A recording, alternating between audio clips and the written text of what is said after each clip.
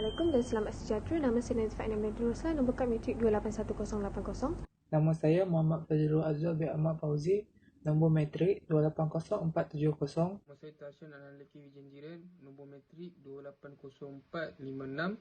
Nama saya Wahazlinda binti Abdullah, nombor matrik 280467. Nama saya Ahmad Afifan bin Ahmad Kamal dengan nombor matrik 280468. Pada hari ini saya akan menentangkan pengalaman bagi COVID-19 telah mewujudkan norma baru di Malaysia. Seperti mana yang kita tahu, pada penghujung 2019 telah berlakunya satu fenomena baru yang dinamakan sebagai COVID-19. Ia telah menyebabkan banyak negara seperti di New Zealand, Amerika Syarikat dan Malaysia juga tidak terkecuali dalam hal ini. Pakar Perubatan Kesihatan Malaysia juga mengatakan rakyat Malaysia perlu mengetahui bagaimana virus ini boleh dijangkiti oleh orang ramai. Pada mulanya, virus ini dikatakan tiada vaksin yang dapat menyembuhkannya lalu menimbulkan kebimbangan oleh ramai pihak. Justru itu, pelbagai langkah dan inisiatif yang telah dilakukan oleh kerajaan dalam menangani wabak ini antaranya adalah melakukan perintah kawalan pergerakan. Hal ini secara tidak langsung memberi kesedaran kepada orang ramai dalam menjaga kebersihan pada tahap maksimum, seperti kerap membasuh tangan dan memakai hand sanitizer. Berikut adalah punca kesan dan langkah dalam menangani norma baru di Malaysia. Saya ingin membincangkan tentang latar belakang ataupun punca norma baharu yang harus dijalani oleh semua masyarakat Malaysia. Norma baru yang harus dijalani oleh rakyat Malaysia adalah disebabkan oleh tersebarnya virus corona di seluruh Malaysia atau dengan nama lain ialah COVID-19. Kerajaan Malaysia telah memperkenalkan standard operasi prosedur iaitu SOP yang harus dipatuhi oleh seluruh rakyat Malaysia bagi mengelakkan virus ini lebih tersebar dan dijangkiti oleh individu yang lain. Apabila SOP ini diperkenalkan dan rakyat Malaysia harus patuhi ia, kehidupan rakyat Malaysia telah berubah. Antara SOP yang harus dipatuhi ialah memakai pelitup muka ataupun topeng muka ketika berada di luar kawasan kediaman masing-masing ataupun di kawasan-kawasan yang sesak dan ramai orang. Sudah pasti sebelum ini rakyat Malaysia sudah terbiasa dengan cara keluar rumah tidak memakai pelitup muka ataupun topeng muka, tetapi bagi mengelakkan daripada virus ini lebih tersebar kepada orang lain, Malaysia harus memakai penutup muka dan ini menjadikan rakyat Malaysia menjadi janggal untuk menyesuaikan diri memakai topeng muka untuk keluar rumah. Inilah yang dikatakan norma baru yang harus dipatuhi oleh rakyat Malaysia pada masa kini. Seterusnya ialah SOP yang harus dipatuhi oleh rakyat Malaysia ialah menjaga jarak 1 meter antara individu.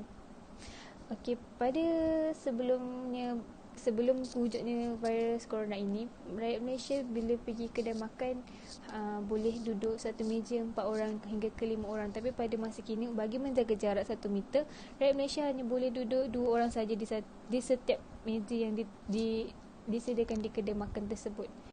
SOP yang seterusnya ialah kita harus mengimbas suhu badan kita sebelum masuk ke dalam mana-mana premis perniagaan. Selain itu, kita juga digalakkan untuk menjaga kebersihan lebih daripada sebelum ini. Sentiasa mencuci tangan, mandi apabila balik dari kawasan luar, bila keluar dari rumah balik harus mandi.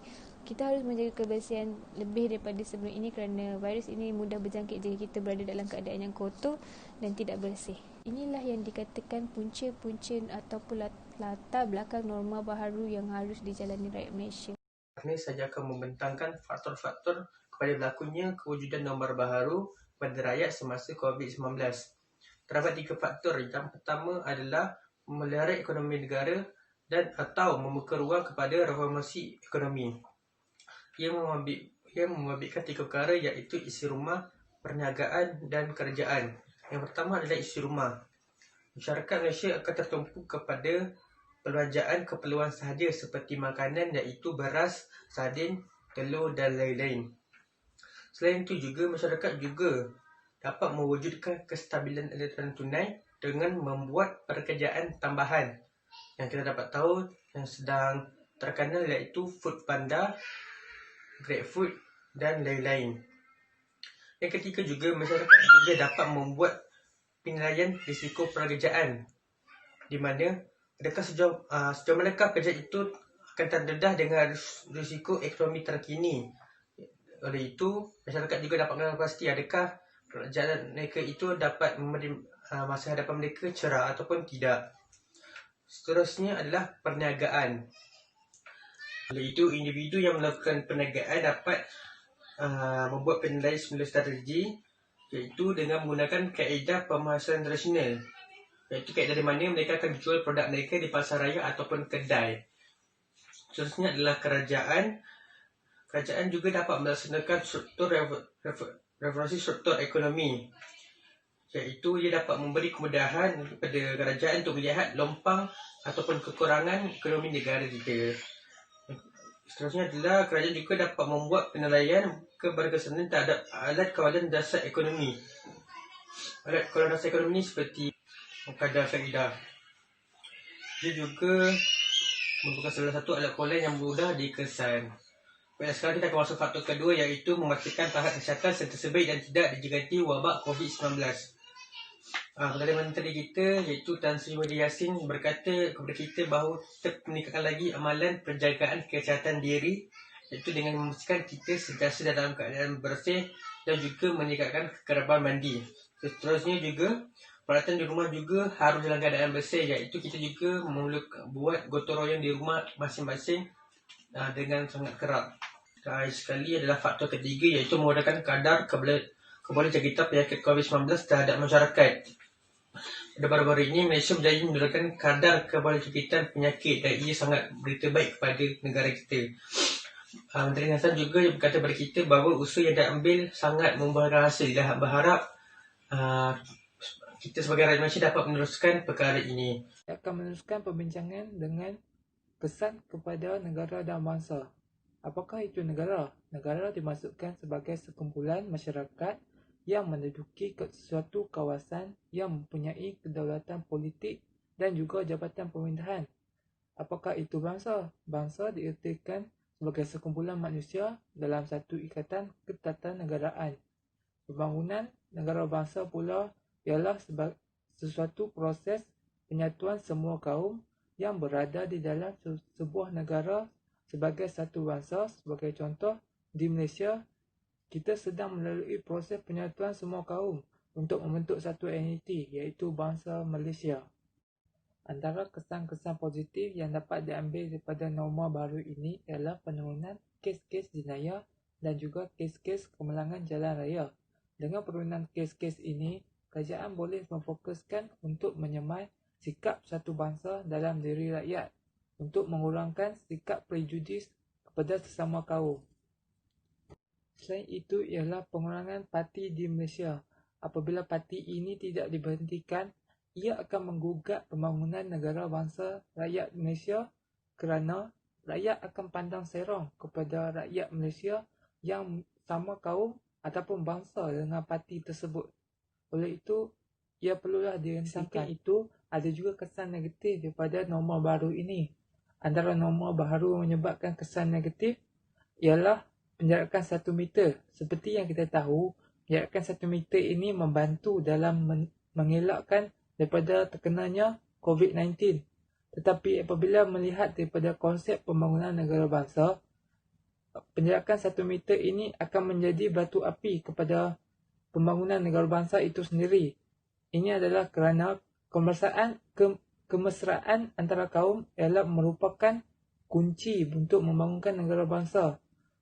Tetapi apabila penjarakan sosial ini dijalankan, ia akan mengurangkan kemesraan antara kaum oleh rakyat dengan rakyat. Saya ingin membincangkan tentang kesan norma baharu kepada nasionalisme dan juga patriotisme. Yang pertama ialah cinta akan negara. Sambutan kemerdekaan tahun 2020 ni agak berbeza dengan tahun sebelumnya. Hal ini kerana perhimpunan beramai-ramai tidak digalakkan pada tahun ini kerana penularan virus COVID-19. Jadi, rakyat yang berpatriotik menyambut hari kemerdekaan melalui menonton televisyen ataupun mendengar radio. Selain daripada itu, kesan norma baharu ini ialah kita dapat melahirkan rakyat-rakyat yang berpatriotik. Contohnya, rakyat yang mengikuti SOP seperti menjaga jarak 1 meter dan juga menggunakan aplikasi MySejahtera sebelum memasuki mana-mana premis perniagaan.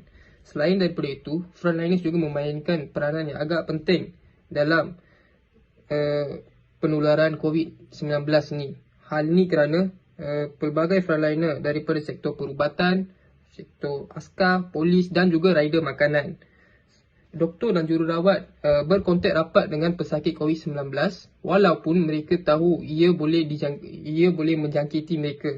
Tetapi frontliners berani berkhidmat untuk negara walaupun mempunyai risiko untuk diri sendiri.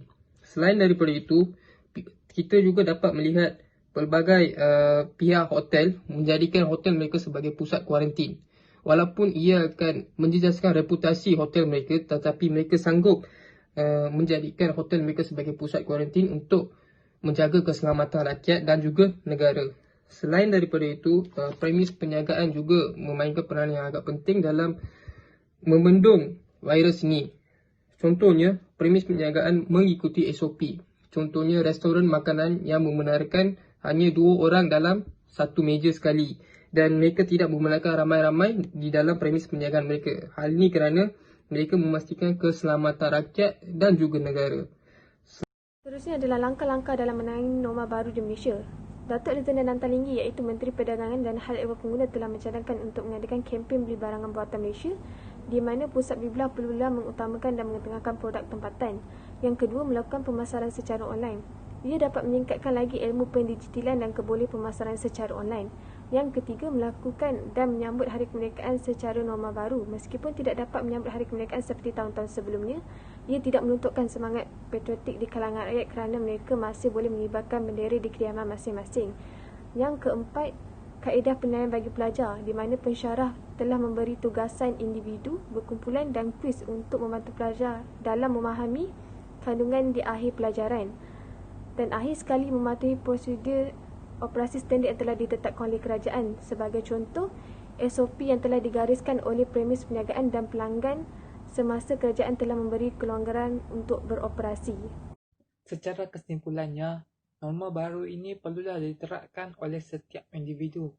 Kita perlulah sentiasa berwaspada dan mementingkan risiko yang bakal dihadapi jikalau penularan COVID-19 ini semakin meningkat. Masyarakat sewajarnya tidak mementingkan diri sendiri dan memainkan peranan penting dalam sentiasa mematuhi peraturan yang telah ditetapkan oleh kerajaan supaya dapat mencapai matlamat dalam menyekat penularan COVID-19 daripada terus meningkat. Sekian, terima kasih kerana sudi mendengar daripada kami, Kumpulan 21.